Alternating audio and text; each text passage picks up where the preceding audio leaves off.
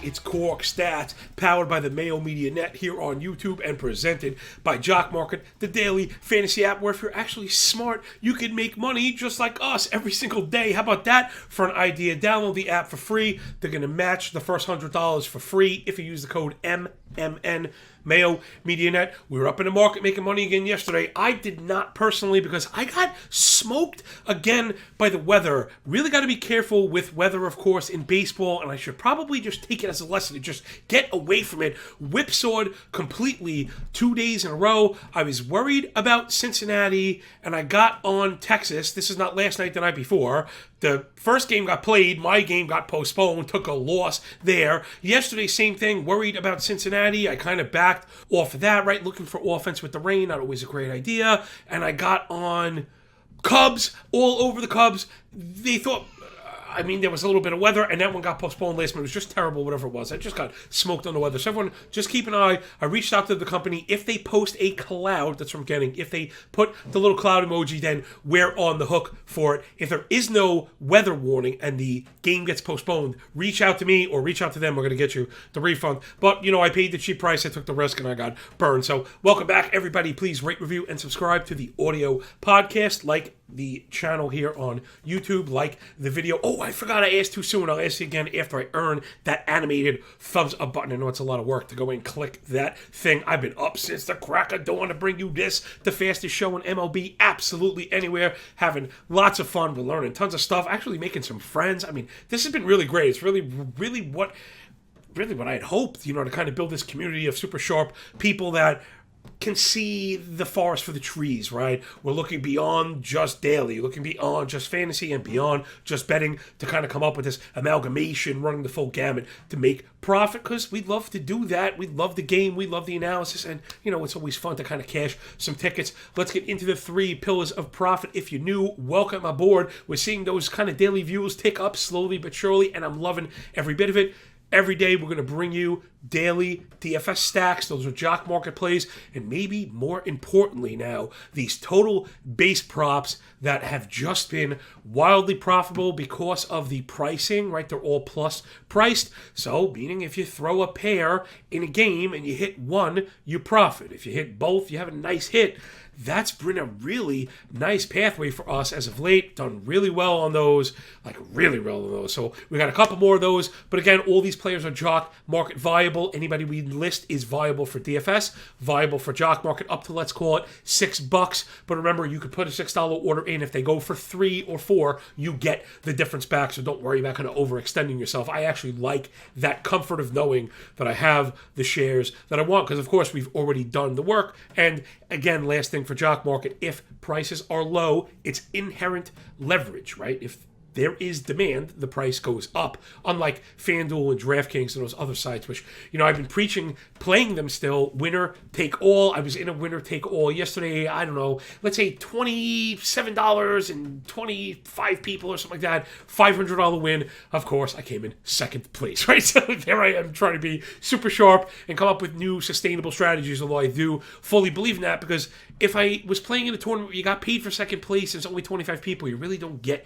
anything. I'd rather play smaller fields to give myself a better chance of winning, right, with less repeatability, duplication in the lineups. And again, if we're sharp, I was super sharp. The thing that killed me was Evaldi yesterday. The velo was down and he left early. It could have been a difference maker for me. And I also had Wilson Contreras, who got rained out, and if I had the right catcher, might have been the difference. So again, weather taking a big L on the big fat drive-through forehead, but such is life. Let's get into these stacks today and get some paper, baby. Remember, today's kind of a split stack. So Jock Market's running 2 slates. The first one is 12:35 for a 12:35 start, right? 12:35 IPO for the 12:35 start. 5 games, I think that's up to 3:45, and then the late slate. So in the first slate, we've got 1 stack. If you're into that kind of thing, it's the San Francisco Giants against Austin Gomber, 6.54 ERA, 1.5 WHIP, 89% in zone contact rate with a 10% barrel rate, right? So everything in the zone is going to hit 10% barrel rate.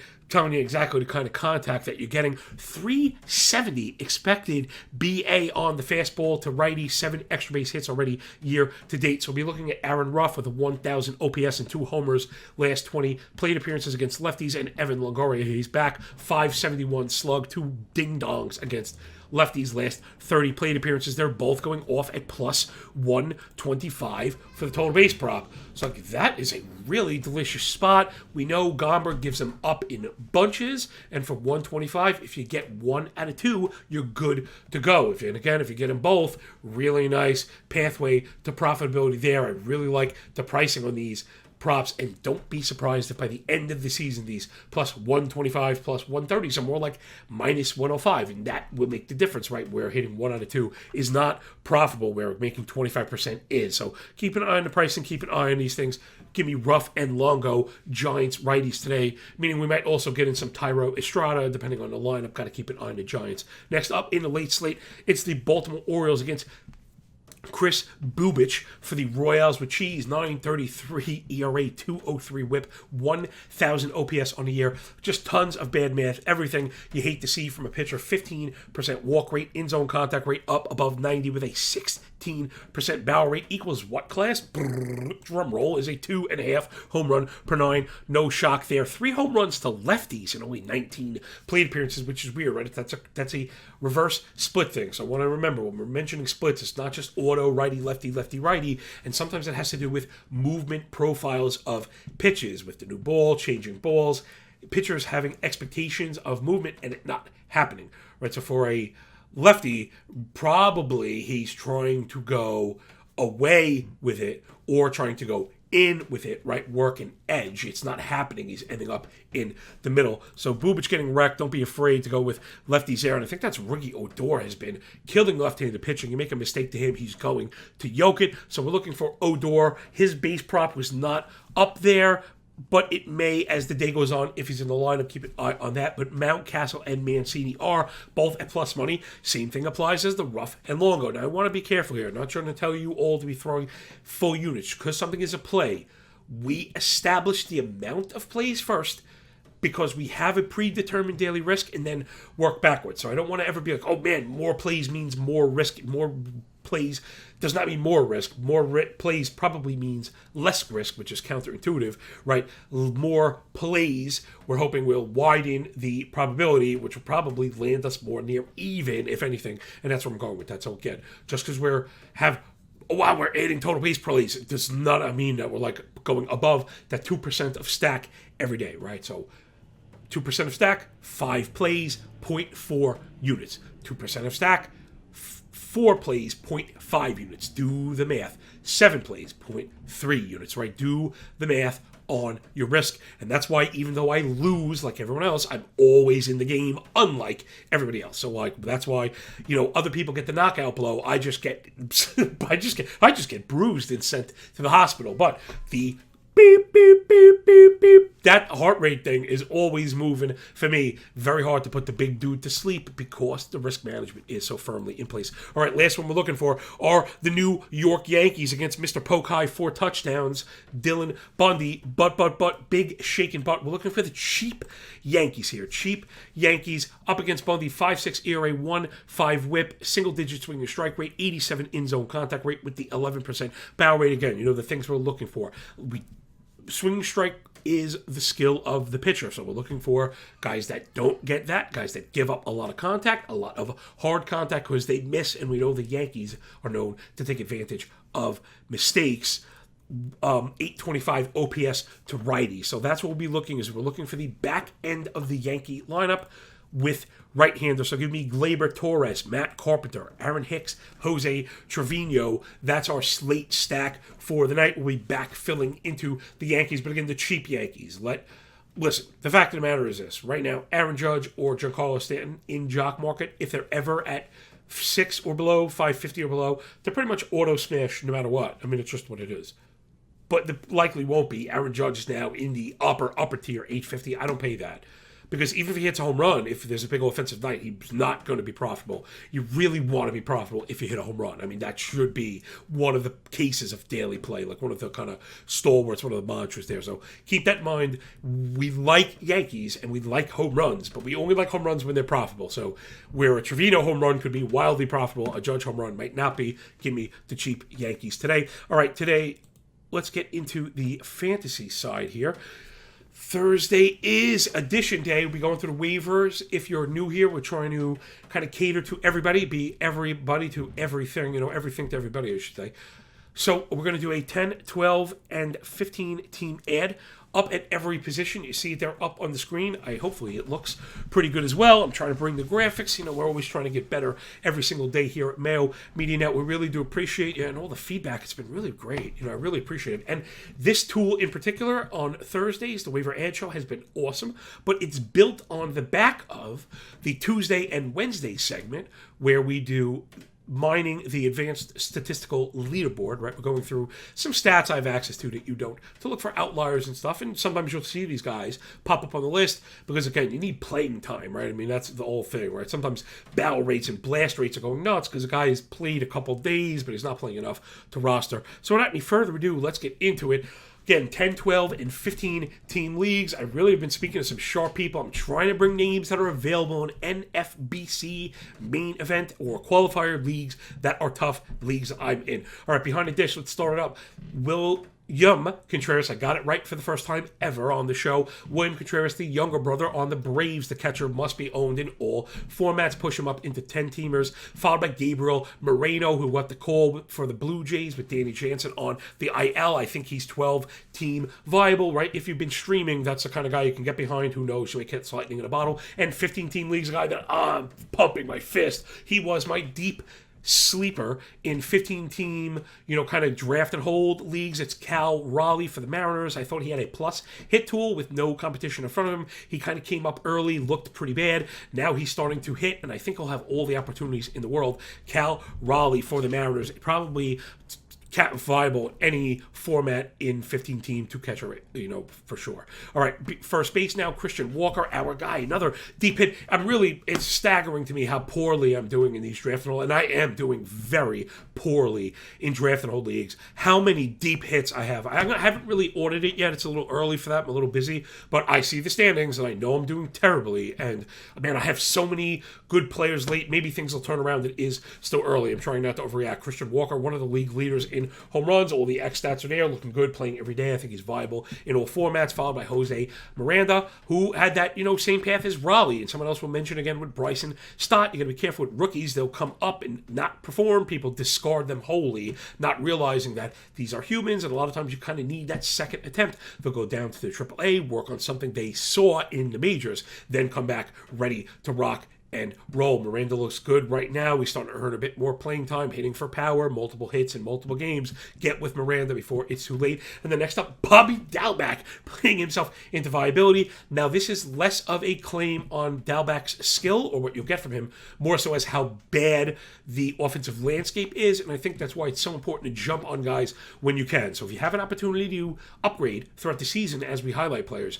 take it. Don't rest on your laurels, or you'll have to add a guy like Dalbec, although all kidding aside, we have seen him hit. We know he can hit. He's playing more regularly now because I think he's even getting starts at third, so you could get double eligibility. And again, I know people are laughing because he's been so bad, but the discipline has been improved, and if the power metrics tick up, he can be viable. Over to second base, Brandon Rogers has been great for the Rockies, added in all formats. Bryson Stott, who I mentioned, is now 12-team viable. I think he's going to play his way into the 10-team viability as well. I have him on every draft and all team as well. Let's get more awesome value on teams that are in last place. Followed by Howard Castro. He's the big hit for us. We've been mentioning him for 2 weeks now. He's played his way into viability, something I mentioned last week on the show. He looks excellent, top of the lineup, multiple positions, playing for the Tigers every single day and producing. Over to shortstop, Nico Horner doing his thing for the Cubbies. You got to play him every day. Andres Jimenez, he's been doing the roller coaster thing, but when he's good, he's really good. I think he's 12-team viable, especially with all the injuries going on, like Tim Anderson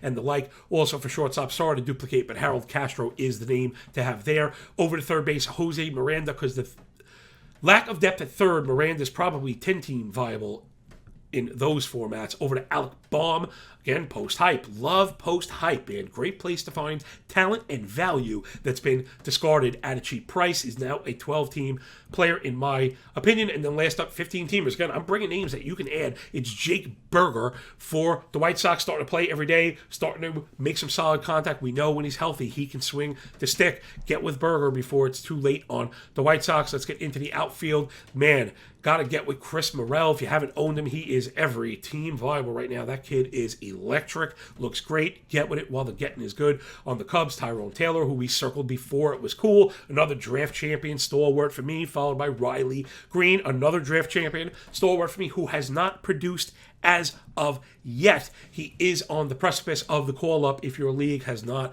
been hip to that, you definitely want to add Riley Green just to see what's going to go on before it's too late. Now let's get into the guys that are a little less known for your deeper formats. It's Garrett Cooper playing every day for Miami, especially now with Jesus Sanchez down with the back. Cooper should be playing every single day. I think it was already. Alex Kirilloff doing some work in the minors. He should get the call up soon for the Twins, is certainly with the next injury, right? So if you want to be on top of that, that's more of a 12-team thing. Look at Kirilloff. Now into the 15-team leagues we go. It's Cal Mitchell on Pittsburgh. If he hasn't been added, swinging the stick okay the last couple of days, playing every day. Followed by Andrew McCutchen, starting to get it together for the Brewers. I didn't think he'd be available, but I saw he's available in more than one of my main event qualifiers. So just make sure you get with him, because right now, at-bats and a pulse can be it all. And speaking of at-bats and a pulse, that's exactly what you get, maybe at the most, from Albert Almora, playing every day for Cincinnati. They've been mixing it up. Drury went down. So with him down, he was playing every day. There's a bit of a hole to be filled. They were trying to force Aquino in there, but he's not been good. And he's played at the same time as Almora anyway, not like they're platooning. Aquino's really tough for me. He's really tough to get behind. If you see him lined up against multiple lefties, I guess you can go for it. Other than that, I'd leave him. I want to see it first. Almora just been doing enough to play himself into mention here on the show. Let's look at some pitchers, something I think I mentioned last week, as well as on The Athletic, as well as with my dude Zach on Twitter. Oh, boy, man. It is really tough right now. Pitching is really, really tough. There are no 10, 12, or 15-team lists. There are just lists. Get with everybody on this list in any league available. It's just unbelievably tough right now. Most people are stashing everybody. The injuries are starting to pile up, and, that's what it is. So it's Shane Baz, who will be making his season debut in the next coming days. If he hasn't been added in 10-team leagues, get with him now. Edward Cabrera, the hot ticket item, is probably not available, but if he is, you want to get with him. We also mentioned him as a buy-high candidate, followed by Jeffrey Springs and Graham Ashcraft. If you want to learn in detail about them, why I like them so much, they were the focus of an article I did at The Athletic. All the graphs and stuff you could ask for. I think they're still doing that like $1 a month thing. Alex Fado for the Tigers is like a 5-inning, 1 earned run machine. And again, sometimes that's just enough. As the ball is moving, bad pitchers are starting to get lit up. Fado is not that. Mitch Keller back and had a good start. He's going to do it to us again. But if you need something, I think in good matchups, right, where it's tough for the offense at the time, I think Keller is viable. Remember, he's going to give you some skills from time to time. This is not like a roll him out there and he's going to stick, but it is you just might have to hold your nose and do it. Again, I had to start him in a deep league, and I got the good start. It is what it is. Brian Bello for the Boston Red Sox is got to be a sooner than later add. I know I'm waiting on him in my 12-team home league. There's one name I forgot, was Caleb Killian, big-time prospect. He came up, he got touched up and got sent back down. I don't care about the result there. Hopefully, we'll get that bounce. I generally, don't look to see that as much with pitching. Usually pitchers either have it and roll with it or don't. We'll see what happens if he builds up some momentum in AAA and comes back up. Next up is Jaron Duran on the Twins. At Art Warren on the Reds. Relieving and finding saves is nearly impossible right now. Duran probably owned in most leagues. Warren may not be. Santillon got crushed the other night. They haven't had an opportunity in a bit, so we don't know if they're going to go back to him. I'd imagine they will, but if he gets blown up again, it may be the Warren show, and if Warren gets 2 saves consecutively during a week, he'll be the hot ticket item. And the way saves go, in particular right now, you got to be first or you're going to be last. You're going to have to pay through the nose for a pitcher you don't really want. So there's your ads at every position for every league. Let's dive up into the betting board before we get out of here. Got some first look plays. Model was screaming for a couple hits right here. We've got Washington and Miami. I got an over here, over 8. It is Steven Strasburg's debut. He was terrible last year as well. I think they said he looked pretty sharp right now, but I don't know. I usually jump on debuts. I normally jump on guys coming off the IL, and again, last year he just didn't look great. Will the velo be there? Will the walks be there? He had a 15% walk rate last year. All the indicators up above 5. Miami's been hitting as well. Then the flip side, Trevor Rogers has been ultimately disappointing. 5.8 ERA, nearly 1.6 whip, a single-digit K-minus walk, 25% CSW. The changeup that we loved has been trash. 7% blast rate. That's just off the page. Righties have an 850 OPS against them. Washington starting to swing the sticks at well. I think this one goes over and early. This one is probably going to move. Next up, it's the Baltimore full game money line. It was stuck right around even. I saw minus 105, but the book I had was minus 110, so that's what you'll see posted. I saw a cheaper price after I saw the graphic is what I meant. I know I always look and take the best price, but once my graphic is up, I'm it is what it is. It's one of the problems with trying to handicap for people. You really want to be as efficient as possible. Everybody knows that, but it's impossible for everything in real time to stay where it is. It's a live market. We've got Jordan Lyles up against Chris Bubich. And I know Jordan Lyles' road splits have been rugged, but they're generally in tough. It's not so much home and away for me with Jordan Lyles as it is tough and good hitting environments. He's been very good in good hitting environments. Chris Bubich has been terrible. We mentioned it before. 9.3 ERA, 2 whip. Oh my gosh, 15% walk rate. Just absolutely gross. Baltimore starting to swing the sticks as well. 9 home runs last 7 days. In-zone contact rate as a team up above 90. Fly ball rate up over 52, paired with a 36% rate. Hard hit rate on Fangraphs, 10%. Barrel, though. WRC Plus is a bit low, but the contact has been there, and that's been the problem with Bubich. So he's walking guys and hitting, giving up home runs, and I think that will do it. That'll take us to the back end to wrap it up. Before we go with those total base props I mentioned before, we've got Ryan Mountcastle at plus 110 and Evan Longoria. Both of them I laid out to you before. Hopefully people didn't skip through, but just really quick, Mountcastle with the 950 OPS, 250 ISO. That's the thing I wanted to circle when we're looking at total base props, right? If you're looking for over 1.5 total bases, a good place to look would be ISO. ISO is isolated slugging. It's in 3 points, but it is a percentage of extra base hits. So a 250 ISO is a 25% extra base hit rate, which hopefully or theoretically means every 4 at-bats we're going to get 2 bases. So we're going to get 4 bats in a game. Hopefully we'll get 2 bases, which tells me this probably shouldn't be plus 110. That's a lot of the thinking behind these. Also, Evan Longoria, his price even better at plus 125. I absolutely love that. When you find 2 guys at 125 in particular, 571 slug, for Longo, 2 home runs, last 30 plate appearances, like I mentioned, but loving the price there. Give us Mountcastle and Longoria. Total base props. Give us Washington and Miami over 8 and Baltimore. Full game money line minus 110. And there you have it, everybody. Are you ready to get paid in the shade with me, you, the Cork Stats crew? That was awesome. I really love this show. And from the interactions we get back, people do too. I mean, you got to see the DMs. It's funny. I guess some people are not about trying to go public. I get all these really incredible DMs. So if you're not comfortable going public, listen, hit me up in DMs, and if you don't mind, I like to take screenshots and put them out, because when people see the type of reactions, that's kind of what grows the community more so than I won. Because it's funny, yeah, you won a bet. What if you won on a walk-off? Yeah, it's exciting at the time that you won, and getting paid is always good. I'm not going to say it's not. But like, is that something you brag about as a handicapper? Like, it's not something I brag about as a handicapper. And in fact, when I used to do some of my grading when I first started, I have like expected losses, so meaning if I thought I had the pitching edge and I'm down 2 going into the 8th, like that's an expected loss, whether or not you end up winning that. So just like ERA and stuff like that, just be careful with output stats. This is always our thing. So that'll do it from us here at the Mayo Media Net. Please download the Jock Market app. We'll see you later on today. When you saw the names we got, we're posting top plays every day. I had winning players yesterday. I just also had too many zeros, which will crush you.